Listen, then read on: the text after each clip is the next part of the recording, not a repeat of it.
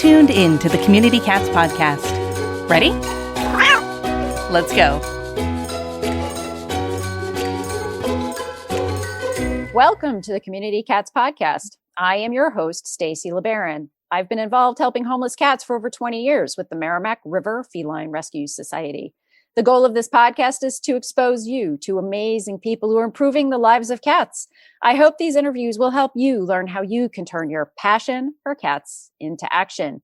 Today, we're speaking with Hannah Sensor. Hannah started with Ruff Start Rescue in February of 2020 as the cat foster manager. She previously worked as a veterinary technician and has always had a passion for rescue and shelter medicine. Her first experience in a rescue was through an internship in high school, and she has loved it ever since. Since then, she has spent the past 5+ years fostering and volunteering through local rescues. Her position as cat foster manager is to oversee all of the cats in the rescue. As a foster-based rescue, she manages everything from vetting to behavior or emergencies. She is the go-to person for all of their dedicated cat fosters. When their director, Azure Davis, started RSR, it was to help her community. She grew up in rural West Minnesota. As the mission has expanded, so has their needs in helping animals, especially cats in their community. Their main focus is overseeing but adoptable animals and helping them thrive in their foster homes. Where her heart lies is local impound and hoarding cases. Hannah, welcome to the show. Thank you so much for having me. So my first question to all of my guests is to share with us, how did you become passionate about cats? Of course. Well, I have been an animal lover, of course, my entire life. I was the little girl who was outside tracking down wildlife and wanting to be around animals always. So you could usually find me nose deep in like an encyclopedia of dog breeds, studying away. But I grew up with cats, dogs, rodents, rabbits, horses, basically everything. And I think my parents started fearing my freedom when I was young, not because of being a teenager, but bringing home stray cats and wild animals and all those kinds of things. So when I first started with Ruff Start, I took the position as the cat foster manager. And of course, I've loved cats forever. And it's just something that I've fallen deeper in love with ever since. So before you were with Ruff Start Rescue, you were a veterinary technician. You want to share a little bit about what sort of education you had to become a vet tech? Sure. So I did a little bit of schooling online with Penn Foster College, and then I was trained on the job for a few years, and I really grew my education. So although I did not finish or get a degree in that sense, I was trained on the job and learned so much from my peers, those of whom are or who went through the training and certification. And Minnesota being a non-credentialed state for veterinary technicians, you don't need to have your certification to be a technician. I was able to learn so much and just grow in that sense. Can you tell me a little bit about Ruff Start Rescue, what sort of programs they offer? How long have they been around? Yeah, so Ruff Start Rescue was founded almost 10 years ago by our founder, Azure Davis, in Princeton, Minnesota, which is about an hour west of the cities. And Azure started Ruff Start because she knew she needed help in her community. And she noticed growing up there that the need for animals around her was so great. And being a little bit farther from the cities, there wasn't anything that was serving her community. And so that's where her heart started and lied in that part. And since then, we've been able to adopt out over 16,000 animals and help all over the country with different animals in need. We have a wide range of employees going from education to grant management. We are a 501(c), so we do not get any funding from the state or federal government. It's all individual grants, and that's how we operate. And they recently went from, and I'm part of this kind of group, from just a few employees to over 20 paid full-time employees now who are running the business. So do you have programs in addition to the adoption program, or are you solely focused on adoptions? In what sense do you mean programs? So do you operate a spay-neuter clinic for the public, or do you do any wellness clinics or community outreach or educational programs, anything else other than adoptions? So our main focus is adoption and our foster-based program, but we do also have an education program where we reached our volunteer education manager. She reached over 16,000 children, adults throughout 2020. And so we're huge on education and animal welfare, especially being in a rural area. There is not a lot of education behind some of the things we're so passionate about, like spay and neuter, surrender, that kind of thing. We want to keep animals in their homes. And so that's a huge, huge part for us, is we want to educate the people in our community. So besides that, like I said, our main focus is education. Down the line, of course, we would love to operate a wellness clinic. We would also like to follow some of those animal welfare trends that we're looking into, like temporary boarding for people, or like I said, the wellness clinic, the spay neuter programs. We do operate a small TNR program out of our surgical suite, but it's not something that we're able to really grasp like we would like, unfortunately, because of our lack of funding and grants and veterinarians and such, just like people all over the country right now. So I'm going to start taking a really deep dive in your foster program, because I think it's time for us at the Community Cats Podcast to have a really foster focused conversation. I think with COVID, every organization has grown and expanded their foster care program, but you use the phrase foster-based program. I don't know if you used that before COVID or if that's just a new term that you're using, but can you define what a foster-based program means for your organization now? Yeah, absolutely. So foster-based for us means that all of our animals are kept in foster homes throughout the state. So Minnesota is very lucky to have some wonderful humane societies and local impounds that adopt out cats and dogs and critters. And unlike them, we do not have a brick-and-mortar shop where you can go and find your forever animal. So foster-based to us means that we are keeping the animals in foster homes and adopting them out through the fosters. So what that really entails is a gigantic community of people who are willing to serve others in their community. It definitely takes a special person to want to connect with people who are looking to adopt and go into deep dives of backstories and helping these animals. And so being that we are able to provide the education for fosters and volunteers to allow them to feel educated in adopting out these animals.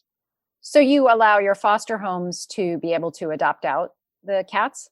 Yeah, so kind of how our process works is that we, of course, we're in charge of it over here, but once the application gets to the foster, we acknowledge that the foster knows that animal best. I mean, we can track them from a behavior or medical standpoint, but we just don't know them the way the foster does. So we really, really trust in our fosters to be the best advocate for their foster animal. And so when they get a slew of applications like they do, we ask them to contact and see who would be the best fit for their animal.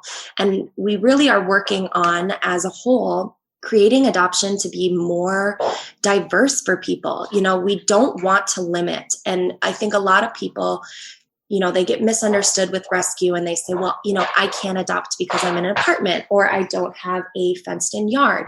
Those are barriers that we're constantly looking to knock down, because we don't believe that there should be any barriers to adopt an animal.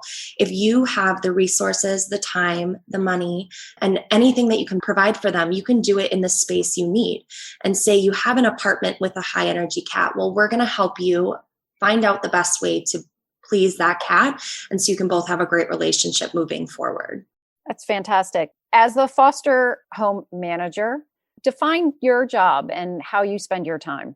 Sure. So I oversee all of our cats in rescue. So we have anywhere from 200 to 300 cats in rescue at a time. So that means I'm operating all of those foster homes. And so I'm that go-to person who sets up vetting appointments. I set up anything that they need regarding supplies, medical needs, behavior needs. And then I process that all the way up until adoption. And then I kind of hand it off to our adoption manager, who is the one that processes those adoptions. But my day-to-day looks like I'm hopping on emails right away in the morning. And I'll usually have a slew of emails on concerns. There's things, we commonly see in rescue. my cat has worms. What do I do? That kind of thing. So my job is to really take over that portion of things and help ease those concerns and help get that cat ready for adoption. And once they are, then it kind of hands off to the application manager. And I assume, do you do all of your veterinary care in-house, or do you work with private veterinarians? So we do both. And part of our program being in Princeton, Minnesota, is that we are about an hour out of the city. And so it's a smaller community, but the wonderful thing is that we have fosters all over the state. And so we really try to cater to everyone around the state. So we do have partner clinics that we use throughout the state that we will do basic wellness, vetting care, that kind of thing. However, all of our surgical operations are done with our veterinarian at our Princeton office. So those are one of those barriers that we kind of ran into with COVID, is that when the spay-neuter ban was put in place and the lack of veterinary care that we're all seeing throughout the entire country, is that we just feasibly could not have surgeries be done at some of the places we were having them done in our partner clinics. They were backed up months, and they still are. So we ran into a little bit of a barrier with that, but we've been able to get into a flow of having all of our animals come for their spay neuter, their mass removals, their dentals, their leg amputations. Everything you need is at our office in Princeton. And that's why we really rely on volunteers and our fosters to be able to bring their animals up to our clinic to help them, because it's definitely a feat. We have people who will drive 2-3 hours to our clinic and wait there for the day. And so it's just wonderful to see everyone come together to help get these animals adopted. How many foster homes do you have sort of at any given point? Sure. So right now, I believe we have over 1,000 active foster homes. So these are people that have fostered within the last year. So once we kind of hit that year point, we usually will re-up on some training on new things that we do, but doesn't mean everyone's always has an animal at that time. But we also have a FTA, or foster to adopt program, with our dogs, where we have a lot of people who are looking to adopt, and they're able to do that small trial run through our foster to adopt program. So we reach a lot of people and have a lot of active foster homes. Give your feline friend protein-packed meals they'll crave with Smalls. Smalls is fresh, human-grade food for cats, delivered right to your doorstep so you too can embrace your inner house cat. All cats are obligate carnivores. They need fresh, protein-packed meals. Conventional cat food is made with profits in mind, using low-quality, cheap meat byproducts, grains, and starches coated in artificial flavors. Smalls, on the other paw, is made with cats in mind. Smalls develops complete and balanced recipes for all life stages with leading cat nutritionists. Starting with human-grade ingredients like you or I would find at the market, Smalls recipes are gently cooked to lock in protein, vitamins, minerals, and moisture. No room for fillers, no need for flavoring. Better quality ingredients mean a better, healthier life for your cat. Since switching to Smalls, cats have experienced improved digestion and a less smelly litter box, softer and shinier coats, plus better breath. Try Smalls today for your cats in your household. Hooch loved it. Use offer code CommunityCats at checkout for a total of 30% off your first order at smalls.com. Are you ready to be part of the solution for feral and stray cats in your neighborhood? If so, then make sure to sign up for our next Neighborhood Cats TNR certification workshop. A new workshop is held online each month, generally on the first Saturday of the month, but please check our website for exact dates. For just $10, expert instructors will teach you best practices for trap, neuter, and return. TNR. Learn what TNR is and why it works. We'll cover getting along with neighbors, preparations for trapping itself, including entire colonies at once, feeding, providing winter shelter, and more. Take advantage of the interactive format, extensive handouts, and video footage of actual projects. Attendees will receive a certificate of attendance and gain access to an ongoing Facebook group for networking with other TNR activists. The 2.5-hour workshop is led by Susan Richmond, the Executive Director of Neighborhood Cats, and Brian Cordes, Neighborhood Cats National Programs Director. To find out the date of the next workshop and sign up, just visit CommunityCatsPodcast.com. As we emerge from the global pandemic of COVID, fostering is emerging as the new normal in the animal welfare industry. But shelter management software doesn't provide the tools or the workflows for communicating with fosters at scale, so many organizations struggle to maintain hundreds of animals in foster homes. If only there was a system that was custom-built specifically to solve this problem. Introducing Foster Space, powered by our friends at Dubert. Foster Space was custom built to allow you to manage hundreds of foster relationships and to communicate with them via text, email, and even Facebook Messenger. Your fosters have a portal where they can upload videos and photos and updates on their animals, and organizations can schedule fosters for meet and greets, adoption days, or anything else they need. There's so much more to check out. Sign up for free at www.dubert.com and go to the Foster Space tab to get started. What sort of cats do you handle? Are you able to adopt out special needs cats, or are you just primarily focused on adoptable young cats transported in from other states? Do you have folks that are used to special needs? And I hate using that term, special needs. That's why I'm sort of struggling with my words here. But yeah, I sometimes call them the strange, odd, old, and dysfunctional. So yes, exactly. No, that's a really great question. So that's kind of where my focus lies, is the strange, odd, dysfunctional. There are a lot of opportunities for these young kittens and adults to come into the state and be adopted, but that's not something that we do. We are so focused on local that it's all that we can handle at this moment. So we actually, a majority of our animals, our owner surrenders, or our cats, I'll say. And then right behind that is local impounds, and right behind that are local strays. So that is just a huge portion of the animals that come in are just from our area and our owners who are not able to take them. So although we will help with the occasional cat from the reservation who needs a leg amputation, it's not something that we're really focused on.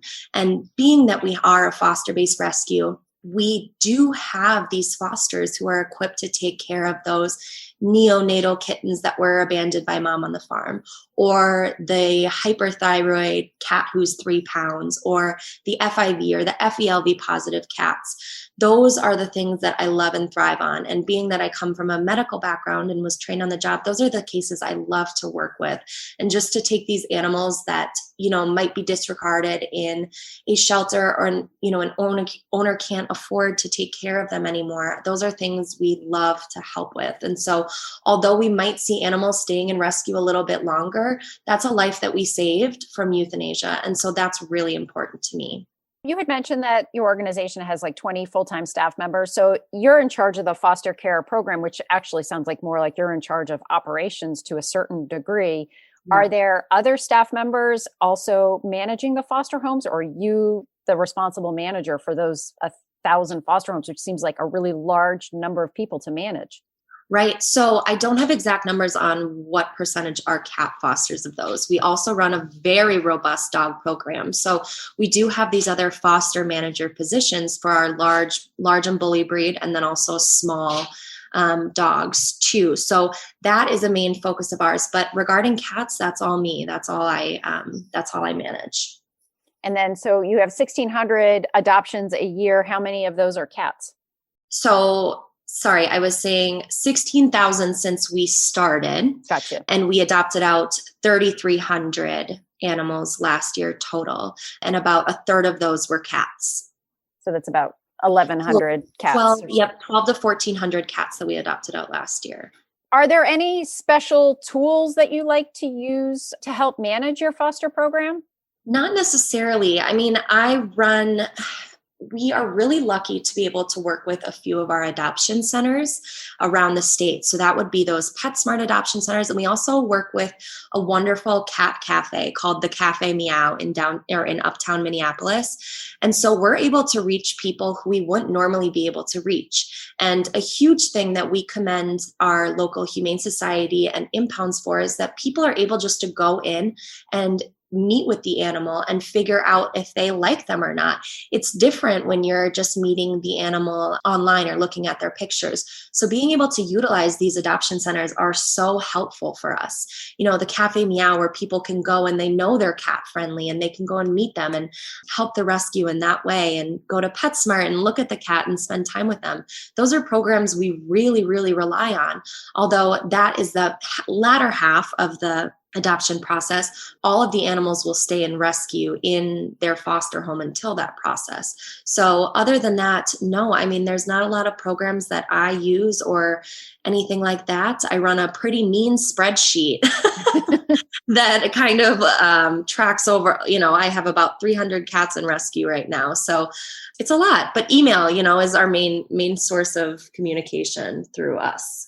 So you haven't crossed the bridge and used something like Shelter Love or Google Docs. And I know of another foster-based organization that uses an app called Crew, so that then the foster homes can talk amongst themselves with questions. And so that it sort of takes the bottleneck out of some communications. Because, as you said, they've got a question about worms or deworming and that kind of thing. And probably a lot of your foster homes have already dealt with that, or maybe even having a buddy system where two foster homes can work together or something like that.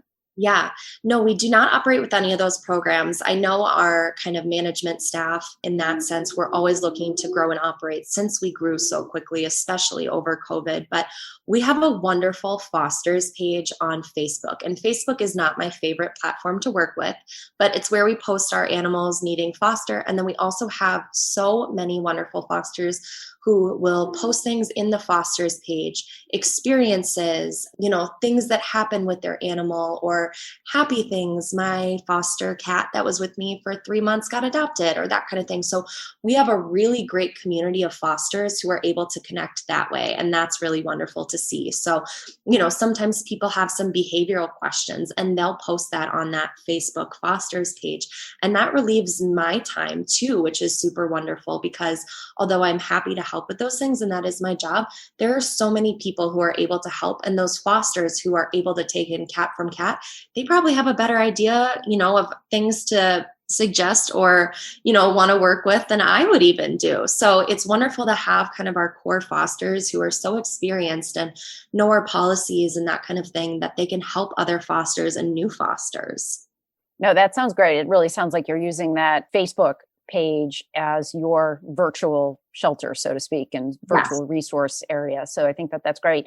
Looking down the road, is Ruff Start Rescue looking at having its own facility, or is it basically fully engaged with the foster-based program? Or, is it working for the organization, or does the organization feel like they're going to need to do something physical down the road? Yep, exactly. So we are actually in the process of looking for a brick and mortar location kind of closer to our cities. And that we've worked with, and we've talked to a bunch of different rescues and shelters in trying to provide those kind of spaces for people. Since we've had such luck with our adoption centers and people wanting to go adopt on the spot, we want to be able to provide that too. So unfortunately, with COVID kind of switching up everything, that was a major plan in the works before. And we have seen the need and the want for animals to be adopted through our community that we want to even more now. I mean, there's so many hurdles that we've had to jump with coronavirus in the animal welfare industry that it's taken us back a few steps, but we're in the process of trying to get our bigger location where we can adopt out animals that way and where people can come and see and have a huge, we'd be able to do boarding or, take in animals quickly without having a foster commitment. I mean, that part about being a foster-based rescue is that we can't take any animals we don't have fosters for. And that is one of the really unfortunate things. And so if there is an animal, a cat or dog in our community that desperately needs help and we just don't have a foster home for it, we have to unfortunately say we can't take it. And those are one of the most heartbreaking things that we run into, is that as much as we'd love to help, we just cannot. And so growing our location and growing a space where we could say, yep, bring it here. We'll take good care of it. We'll, take care of that wound on that cat's neck or something like that. That's something we really want to be able to help with. So we're growing at a rapid pace. Coronavirus, we had like 30% more applications brought in and foster homes coming from out of nowhere, wanting to take these animals. So although it was something that we, obviously no one was expecting, coronavirus has done wonderful things for our program. And we're really thankful that we were able to grow as we could and serve our community in that way during that time. So during COVID, did you see a decrease in the number of intakes that you had coming into your program? No, we saw a major increase because of COVID and everyone wanting to adopt. I think everyone around the country saw this crazy increase of people wanting to adopt now that they're home. We had that huge incline. I mean, we had kittens. Say we put a kitten up on the website, there were 12 applications within a half an hour for this one single kitten. I mean, there are people who really, really wanted to adopt and were not able to. And that's something that the rescue and a lot of rescues can say that they didn't see. We had some of our most unadoptable dogs in rescue being adopted. And it's not just because of COVID, but people were really wanting to take these animals into their home. And that was true with the fosters as well.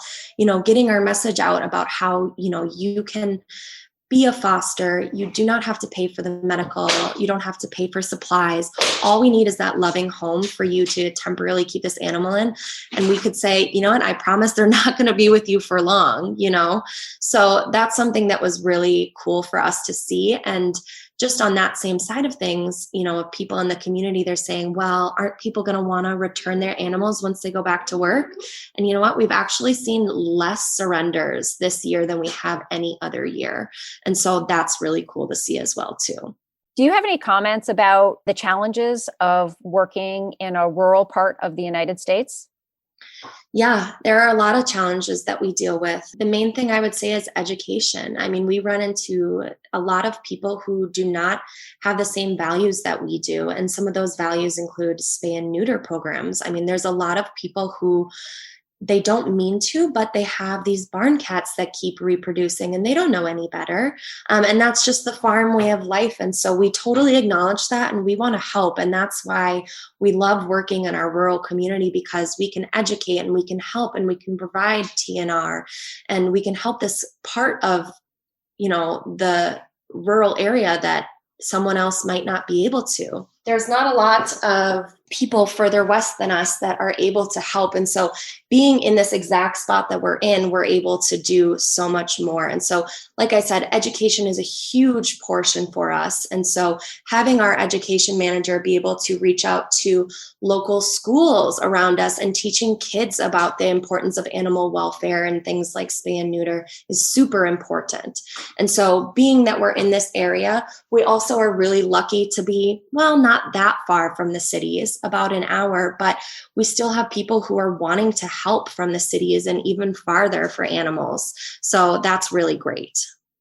Excellent. Well, Hannah, if folks are interested in finding out more about Ruff Start Rescue, how would they do that?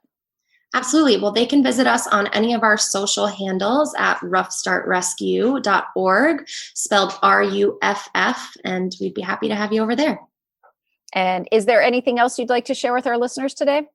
You know what? Animal welfare and rescue can be really tricky. And so I think that seeing our community come together during this time of COVID and having people want to help is just a really wonderful thing to see. And some of these people who said they never would foster an animal before are continuing to foster cat and dog again and again and again.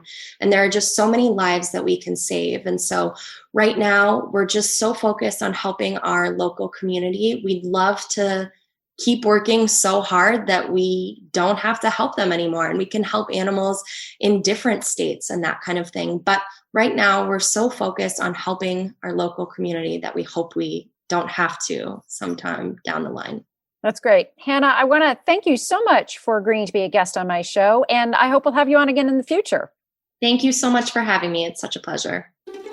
That's it for this week. Please head over to Apple Podcasts and leave a review. We love to hear what you think, and a 5-star review really helps others find the show. You can also join the conversation with listeners, cat caretakers, and me on Facebook and Instagram. And don't forget to hit follow or subscribe on Spotify, Apple Podcasts, Google Podcasts, YouTube, Stitcher, or wherever you listen to podcasts so you don't miss a single show. Thanks for listening, and thank you for everything that you do to help create a safe and healthy world for cats. Did you attend our recent online Feline Leukemia Day? We hope you learned some new and surprising information from the presentations that will help you save more cats. Events like Feline Leukemia Day would not be possible without the generous sponsorships of the following organizations: the Tompkins Foundation for Feline Leukemia Advocacy, Humane Network, and Vets Pets. Would you like to support content that helps save feline lives? Please visit communitycatspodcast.com and click on Support CCP to learn more about sponsorship opportunities.